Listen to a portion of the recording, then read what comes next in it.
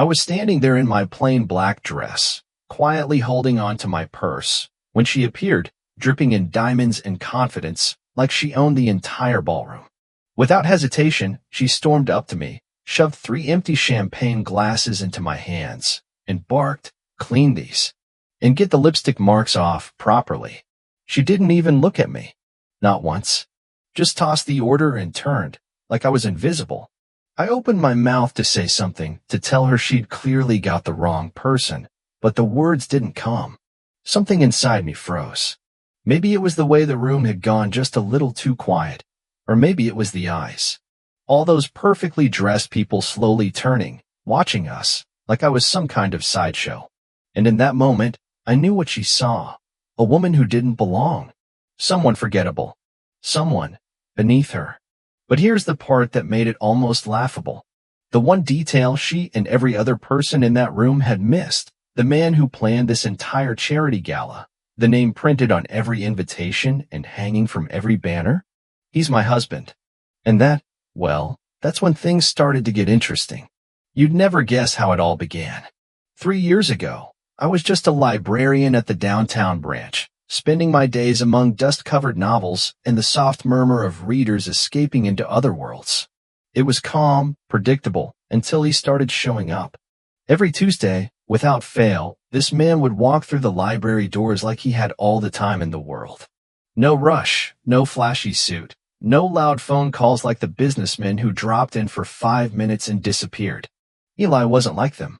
He moved with quiet purpose, always straight to the poetry section, always leaving with that same gentle smile for whoever happened to be at the front desk. He barely said a word, but there was something about him I couldn't shake. Week after week, I found myself peeking at him from behind the returns cart, wondering why he kept coming back to the same corner of the library. I didn't know it then, but that small, silent ritual was the start of everything. And back then, I had no idea how much that quiet man would change my entire world. Then, one Tuesday, I found myself reshelving in the poetry section when he arrived. He was standing there, holding a worn copy of Pablo Neruda, running his fingers over the cover as if it held some precious secret. "Beautiful choice," I said, surprising myself with my boldness. He looked up, and I swear when our eyes met, something shifted in the air between us. "Neruda has this way of making love sound like the most natural thing in the world," I continued, feeling heat rise in my cheeks. Eli smiled, really smiled, not just that polite librarian smile, and said, "I keep coming back to this one poem. I love you without knowing how or when or from where." It feels like he's describing something I've been searching for my whole life. His voice was warm and honest, and I found myself leaning closer without realizing it. That conversation changed everything. Our coffee date started small, just 30 minutes during my lunch break at the little cafe across from the library. Eli would wait for me by the window, always with 2 cups already ordered, always remembering that I liked my coffee with just a touch of vanilla. We'd sit there talking about books, about dreams, about the way rain sounded different on library windows than anywhere else. Then came the walks in the park. Every Sunday morning, Eli would pick me up in his old Honda, nothing fancy, just reliable and clean, and we'd spend hours wandering the tree-lined paths, talking about everything and nothing. He had this way of listening that made me feel like every word I said mattered, like my thoughts on library science and my dreams of maybe writing someday were as important as any corporate meeting. But it was the flowers that really got to me. Every Friday, without fail, Eli would appear at the library's front desk with a small bunch of lavender flowers. Not roses, not expensive arrangements, just simple lavender wrapped in brown paper. "These remind me of you," he said the first time, looking almost shy, quiet, and beautiful, but with a strength that lasts long after other flowers fade. I started keeping those flowers in a mason jar on my desk, and every week, the librarians would tease me about my mysterious Friday flower delivery. But Eli was never mysterious about his feelings. When he looked at me, I could see exactly what he was thinking, exactly how much I meant to him. Our first kiss happened on one of those Sunday walks under the old oak tree, which had probably been watching over couples for decades. We'd been talking about favorite childhood memories when Eli suddenly stopped walking and turned to face me. "I need to tell you something," he said, his voice softer than usual. "I think I'm falling in love with you." Before I could respond, before I could tell him I'd already fallen, he cupped my face in his hands and kissed me with all the tenderness of someone who'd been waiting his whole life for this moment. The weekends away started after that. Small coastal towns with bed and breakfast that had mismatched furniture and owners who treated us like family. Eli would always book us separate rooms, always the gentleman. But we'd spend every moment together, walking on the beach, sharing plates of fish and chips, falling asleep on porch swings while watching the sunset. He never spent extravagantly, never flashed money around. We'd split dinner bills, look for free activities, pack lunches for our beach days. I thought he was just careful with money, maybe saving up like I was. The proposal happened exactly where our story began, in the poetry section of the downtown library. It was a Tuesday, of course, and I was working the evening shift when Eli appeared with that same gentle smile. But this time, he was holding something besides a book. "I have something I need to ask you," he said, his voice trembling just enough to make my heart race. "But first, I need you to know that everything I'm about to say, I mean with my whole heart." He dropped to one knee right there between the shelves, holding up a simple, beautiful ring that caught the fluorescent lights like it was made of captured starlight. "I love you without knowing how or when or from where." He began quoting that Neruda poem from our first conversation. "But I know I want to love you for the rest of my life. Will you marry me?" I said yes before he even finished the question, and when he slipped that ring onto my finger, I felt like every love story I'd ever read in that library was suddenly real, suddenly mine.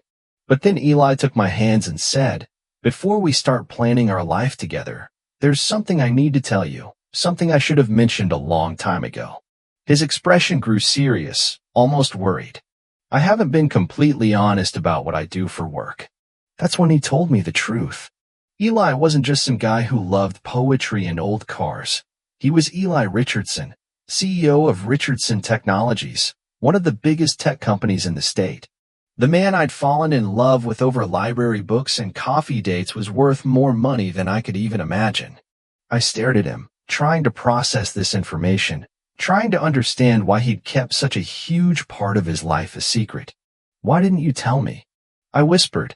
"Because I wanted you to love me," he said simply. "Just me, not what I could buy you or where I could take you. I wanted what we have to be real." He squeezed my hands tighter. "And it is real, isn't it? Even now that you know?" I looked into his eyes, the same eyes that had been reading poetry every Tuesday, the same eyes that lit up when I talked about my dreams, and I knew that nothing had changed. The Eli I'd fallen in love with was exactly the same person standing in front of me. Our wedding was small and perfect, held in the library's community room with just our families and closest friends.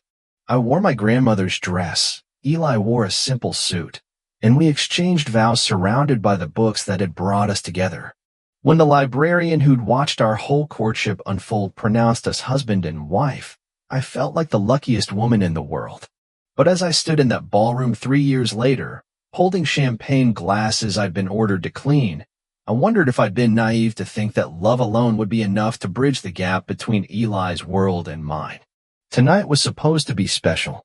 Eli had been planning this charity gala for months, raising money for literacy programs in underserved communities. When he told me the cause, my heart swelled with pride. My husband was using his success to give other people the same love of books that had brought us together. But as I stood in front of my closet that evening, panic set in. What do you wear to a world you've never belonged to? I chose a simple black dress, elegant but not flashy, the kind of thing that wouldn't draw attention. Eli had already left early to handle the final preparations, kissing me goodbye and promising to find me the moment I arrived. "You'll be the most beautiful woman there," he'd whispered against my ear, and I believed him in that moment. But now, surrounded by women dripping in diamonds and designer gowns that probably cost more than my annual salary, I felt invisible in all the wrong ways. The ballroom was magnificent, crystal chandeliers casting warm light over silk-draped tables, servers gliding through crowds of perfectly dressed guests, the soft melody of a string quartet floating through conversations about stock portfolios and yacht clubs. I searched the crowd for Eli's familiar face, clutching my small purse like a lifeline. That's when she approached me, Sloane Crawford, though I didn't know her name yet, sweeping up to me like a storm in Chanel. She was everything I wasn't. Perfectly coiffed blonde hair, makeup applied by professionals, jewelry that caught the light with every gesture. And the way she looked at me, her eyes scanning my simple dress and modest jewelry, I knew exactly what she was thinking. "Excuse me," Sloane said, her voice sharp with authority. "These glasses need to be taken to the kitchen immediately." She thrust 3 empty champagne flutes into my hands before I could protest. "And make sure you tell the catering manager that table 7 is still waiting for their appetizers."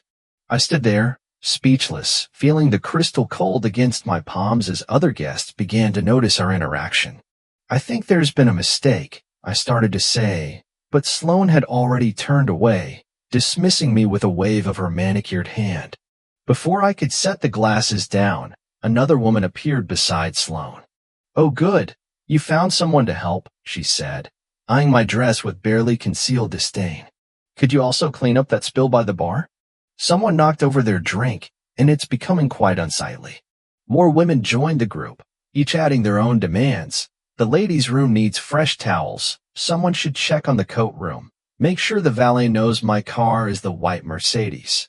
They spoke around me, about me, but never to me, not as a person worth acknowledging. I felt heat rising in my cheeks as I realized what was happening. They thought I was staff. My simple dress, my modest appearance, my obvious discomfort in their world, it all added up to one conclusion in their minds.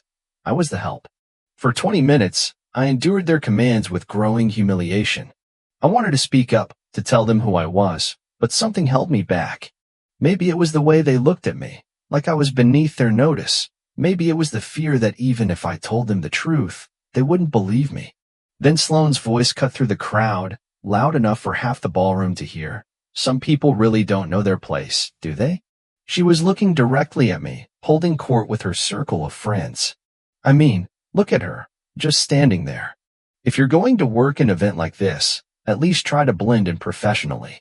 The conversations around us began to quiet as people turned to see what was happening. I felt dozens of eyes on me, judging, assuming, dismissing.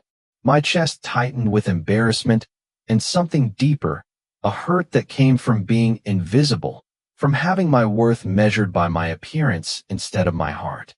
"Perhaps someone should speak to the catering company," another woman added, loud enough to ensure I heard every word. "Their staff tonight seems unprepared for this level of event." That's when I knew I couldn't stay silent anymore. This wasn't just about me. It was about every person who'd ever been judged by how they looked instead of who they were. I straightened my shoulders, looked Sloane directly in the eyes, and opened my mouth to speak. But before I could say a word, I heard a familiar voice behind me, warm and strong and filled with quiet fury. "Excuse me, but I believe you're speaking to my wife." The entire ballroom seemed to freeze. I turned to see Eli striding toward us, his expression calm, but his eyes blazing with protective anger. He looked magnificent in his tuxedo, every inch the successful CEO, but what made my heart race was the way he was looking at me, like I was the only person in the room who mattered. Sloane's face went white as Eli approached. I watched recognition dawn in her eyes, followed quickly by horror as she realized what she'd done. The other women stepped back, suddenly very interested in their champagne glasses. But Eli's attention was focused entirely on me. "Are you all right, sweetheart?" he asked, reaching for my hands. When he saw the champagne glasses I was still holding, his jaw tightened. "What's going on here?" The crowd around us had grown larger, drawn by the drama and the presence of their host. I could hear whispers starting. "That's Eli Richardson. Oh my God, she's his wife. Did you see what just happened?" Eli took the glasses from my hands and set them on a nearby table, then turned to face Sloane with the kind of controlled anger that was somehow more intimidating than shouting. "I believe you owe my wife an apology," he said, his voice carrying clearly through the sudden quiet. Sloane stammered, her earlier confidence completely gone. "Mr. Richardson, I had no idea. I mean, she wasn't. We thought." "You thought what?" Eli's voice was dangerously soft. That because my wife doesn't feel the need to drape herself in designer labels and jewelry, she must be staff? That her worth can be measured by the price tag on her dress. The silence was deafening. I could see phones being discreetly raised as people began recording what was clearly going to be the story of the evening. My cheeks burned with embarrassment, but Eli's hand found mine, steady and reassuring. Let me be very clear, Eli continued, his voice now carrying to every corner of the ballroom. This woman is not just my wife. She's the kindest, most intelligent, most beautiful person I've ever known. She works as a librarian because she believes in the power of books to change lives. She's the inspiration behind tonight's charity, and frankly, she has more class in her little finger than this entire room combined. Then something magical happened. Eli turned to the string quartet and nodded. The opening notes of our wedding song began to play, the same melody that had filled the library community room 3 years ago. Eli held out his hand to me with a gentle smile. May I have this dance, Mrs. Richardson? The crowd parted as he led me to the center of the ballroom. I felt like Cinderella, except my Prince Charming wasn't saving me from a life of servitude. He was reminding everyone in that room that true love doesn't care about appearances or social status. As we began to dance, I heard the whispers changing. Look how he looks at her. That's real love. She's actually quite beautiful. Eli pulled me closer, his lips near my ear. I'm so sorry, he whispered. I should never have left you alone in this shark tank. I should have been here to protect you. You're here now, I whispered back, feeling the last of my humiliation melt away in his arms. That's all that matters. The rest of the evening passed in a blur of apologetic socialites trying to make amends and new connections with people who actually appreciated genuine conversation over status symbols. Sloane approached us later, tears in her eyes, offering what seemed like a sincere apology. I accepted it gracefully because that's what Eli's love had taught me, to respond to cruelty with kindness, to judgment with grace. The week after the gala, Eli surprised me with tickets to Paris. We need a proper honeymoon, he said, without any interruptions from people who don't understand what real love looks like. We spent 5 days wandering through bookshops along the Seine, sharing morning coffee in bed at our little hotel, dancing on the ponds at sunset. He bought me flowers from street vendors, simple daisies and roses that meant more than any expensive arrangement ever could. Our last night in Paris felt like something out of a dream. We were sitting on the balcony of our little hotel, the city glowing beneath us like a sky flipped upside down. Eli reached over, took my hand, and looked at me, not just looked, saw me, and said, Promise me something. Promise me you'll never let anyone make you feel like you're not enough. Because you, just the way you are perfect to me. That moment stayed with me. That whole trip did.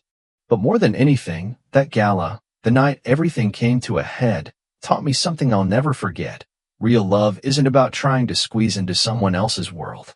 It's about finding someone who looks at your world and thinks it's the most beautiful place they've ever seen. Eli didn't need me. He could have been with anyone, floated through the glittering circles he was born to belong to. But he chose me. He chose our quiet life, our slow Sunday mornings, shared poetry, and the dusty corners of a library most people overlook. And if there's one thing I've learned through it all, it's this. When the world tries to convince you that you're not enough, sometimes all it takes is one person who knows exactly how much you are.